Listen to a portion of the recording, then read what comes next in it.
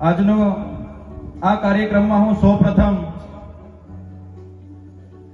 સૌને મારા એ જ શબ્દ મૂકીશ કે અહીં અભ્યાસ કરતા તમામ વિદ્યાર્થીઓ તમે નસીબદાર છો કે આટલી સારી શાળા, આટલું સારું વાતાવરણ અને સાથે સાથે આટલો સરસ સ્ટાફ તમને મળ્યો છે. આટલી સરસ કૃતિ તમે છેલ્લા 1 કલાકથી તમારી કૃતિઓ ચાલે છે અને અમે ધ્યાનથી જોઈ રહ્યા છીએ. તો મિત્રો, આ કૃતિઓ પાછળ જે આ સ્ટાફની મહેનત છે, મેનેજરની મહેનત છે, પ્રિન્સિપાલની મહેનત છે, એમને હું અભિનંદન આપું છું. આજનો યુગ માત્ર ડિગ્રીનો યુગ નથી રહેવાનો, આવનારો યુગ પણ ડિગ્રીનો નથી રહેવાનો. આપણામાં કેટલું ટેલેન્ટ છે એ આવનારા દિવસોમાં ટેલેન્ટ બતાવીશું. એ પ્રકારના જ કામો, એ પ્રકારની જ નોકરી, એ પ્રકારના જ પેકેજો આપણને મળવાના છે. આપણા વાલીઓની બધાની અપેક્ષા હોય છે કે મારો વિદ્યાર્થી ગણિતમાં 100 માંથી 95 માર્ક લાવે, વિજ્ઞાનમાં 100 માંથી 90 માર્ક લાવે, ઇંગ્લિશમાં 100 માંથી 98 માર્ક લાવે, મારો બાળક એન્જિનિયર જ બને, મારો બાળક ડોક્ટર જ બને, મારો બાળક શિક્ષક જ બને, એવી આપણે મોટી અપેક્ષા બાંધીને બેસતા હોય છે. પણ સાથીઓ, બધા જ બાળકોને કોઈ ગવર્નમેન્ટ જોબ મળી જાય કે બધા જ બાળકોને સારી નોકરી, સારો બિઝનેસમાં ચાન્સ મળી જાય એવી પરિસ્થિતિ આવનારા દિવસોમાં નથી. તો એ બાળકમાં કયું ટેલેન્ટ છુપાયેલું છે, એ ટેલેન્ટને બહાર કાઢવા માટેના જે પ્રયાસો આજની આ શાળાના સ્ટાફ કરી રહ્યા છે, એ જોતા ખૂબ આનંદની લાગણી હું અનુભવું છું. સાથીઓ, હું ધારાસભ્ય તરીકે પ્રતિનિધિત્વ કરતો હોય, મારી ઉંમર 36 વર્ષ હોય, પણ મારા નાના બાળકોને સમજવું હોય તો મારે રિવેસ ગેર પાડીને મારા બાળકોની ઉંમર 12 વર્ષની હોય તો 12 વર્ષ પર મારે જવું પડે, તો જ આપણે એમને સમજી શકીએ. આજે આપણા બાળકોને, નાના બાળકો સાથે, નાના મોટા બાળકો સાથે મોટા બનીને આ શાળાનો સ્ટાફ જેમને એમની સ્કિલ બહાર લાવવા માટેના પ્રયાસો કરી રહ્યો છે, ત્યારે ખરેખર એમને અભિનંદન આપું છું. આજે તમે ને અમે બધા જાણીએ છીએ, આજનો યુગ દોડાદોડીનો યુગ છે. એટલો સમય આપણે પોતાના બાળકોને પણ નથી આપી શકતા. નોકરી, ધંધા, રોજગાર, દોડાદોડીનું જીવન છે. ત્યારે આપણા બાળકોને પણ આપણે સમજી નથી શકતા કે બાળકને શું જોઈએ છે, એના અંદર કઈ સ્કિલ છે. આપણે તો કહીએ કે આપણું બાળક બધા જ વિષયોમાં ફર્સ્ટ આવે, કબડ્ડી સારી રમે, વોલીબોલમાં ફર્સ્ટ આવે, ક્રિકેટમાં ફર્સ્ટ આવે, સારો ગીતો પણ ગાય, સારો ડાન્સ પણ કરે. બધામાં જ આપણા બાળકને આપણે રોબોટ બનાવવાના પ્રયાસો કરીએ છીએ. પણ સાથીઓ, આવનારો યુગ તમે લખી રાખજો. આવનારો યુગ બાળક કઈ રીતના જીતી શકે એવું નથી, પણ બાળક કઈ રીતના જીવી જશે એ તરફનો આવનારો યુગ આવવાનો છે. અનેક પડકારો સામનો કરવા આપણા બાળકો છે, ત્યારે આજનું જનરેશનમાં અનેક પ્રકારની ટેલેન્ટ છે, પણ એ ટેલેન્ટને બહાર કઈ રીતના કાઢવાના એ પ્રકારની કામગીરી આજની શાળાનો સ્ટાફ કરે છે. આપણો સહકારની જરૂર છે. સાથીઓ, અમે અનેક સામાજિક પ્રસંગોમાં હાજરી આપીએ, બેસીએ, ઘણા સાથી મિત્રો, શિક્ષક મિત્રો અમને મળે, ઘણા વડીલો મળે, ત્યારે ફરિયાદો ઘણી અમારી સમક્ષ આવતી હોય છે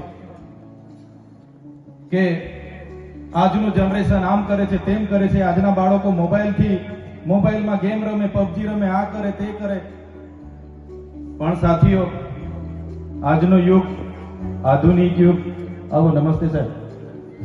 ઉંમરના ઘણા બેઠા છે, ત્યારે હું ચોક્કસ યાદ કરીશ, જ્યારે આપણે નાના હતા ત્યારે મોબાઈલ નહોતો, જ્યારે આપણે નાના હતા ત્યારે ઇન્ટરનેટ, ફેસબુક, વોટ્સઅપ, ઇન્સ્ટાગ્રામ નહોતું. આપણે જ્યારે નાના હતા ત્યારે ઓનલાઈન ગેમ નહોતી. આપણે જ્યારે નાના હતા ત્યારે ઓનલાઈન શિક્ષણ નહોતું. ત્યારે આપણે નાની વ્યવસ્થામાં પણ અસગવડતામાં પણ સગવડતા ઊભી કરીને આપણે નાની નાની રમતો રમતા હતા. પણ આજનો યુગ એ રમતોથી ઘણો દૂર જતો રહ્યો છે. આજે ઘરની જ વાત કરીએ તો આપણે ધંધા રોજગાર નોકરીમાં હોઈએ, આપણા ઘરના ઘરે હોય તો રસોઈમાં હોય, બાળકો પ્રત્યે પૂરતું ધ્યાન નથી આપી શકતા. ઘણીવાર આપણા હાથમાં મોબાઈલો હોય છે, આપણે મોબાઈલમાં એક પછી એક ચેક કરતા હોય છે, વિડીયો જોતા હોય છે, ખોલમ ખોલ કરતા હોય. બાળક આપણને પૂછે કે મમ્મી આ કરવાનું છે, પપ્પા આ કરવાનું છે, પણ આપણે એમને પણ યોગ્ય ન્યાય નથી આપી શકતા, એમને પણ સમય નથી આપી શકતા. અને ના છૂટકે બાળકો પણ પછી મોબાઈલમાં પોતાનું ધ્યાન કેન્દ્રિત કરી દેતા હોય છે. અને એના કારણે જ અનેક પ્રસંગો તો એવા બને છે. આપણે ભૂતકાળોમાં નદી નાળા ઝાડો પર રમતા હતા. આજે નાની ઉંમરના થોડા દિવસો પહેલા માત્ર 15 વર્ષની એક બાળકી એક ઝાડ સાથે ફાંસો ખાઈને મરી ગઈ. થોડા દિવસો પહેલા માત્ર 12 વર્ષની એક દીકરી એક પંખા સાથે ફાંસો ખાઈને મરી ગઈ. હમણાં ગયા સોમવારે હું સીમા અમલીમાં મારી મીટિંગ હતી.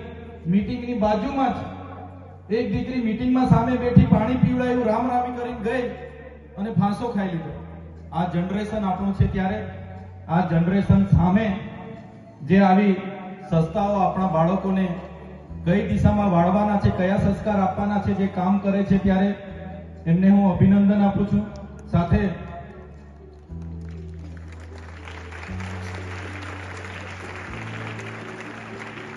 સાથીઓ, ડિગ્રીની સાથે સાથે ટેલેન્ટની પણ ઘણી જરૂર છે. આજે આપણી નજર સમક્ષ તમે જોઈ લો, આવનારા દિવસોમાં માત્ર ડિગ્રીઓ નથી ચાલવાની, પણ જીવનમાં આવનારા પડકારો કઈ રીતના આપણું બાળક ઝીલી શકશે, એ સમયે કઈ રીતના ટકી શકશે, એ પ્રકારનું શિક્ષણ પણ જરૂરી છે. માત્ર ચોપડીયું જ્ઞાન આપ્યા કરવાથી બાળકનો વિકાસ કે ઉદ્ધાર નથી થવાનો, પણ આપણું બાળક આવનારા પડકારો સામે કઈ રીતના ટકી રહેશે એ પણ આપણે જોવું પડશે. ત્યારે ટેલેન્ટથી જ આવનારા દિવસોમાં પણ બાળકોને, આજના યુગમાં તમે જોઈ લો, મોટી મોટી કંપનીઓ, ગૂગલ પણ આજે ડિગ્રી નથી માંગતું, ટેલેન્ટ જોઈએ છે. તમે આ કોમ્પ્યુટર લઈ લો, એમાં તમે શું કરી શકો છો બતાવો, પછી તમારો પેકેજ નક્કી થશે. આવી અનેક કંપનીઓ આજે આ દુનિયામાં છે કે ટેલેન્ટના આધારે આજે પેકેજો અને નોકરીઓ આપે છે.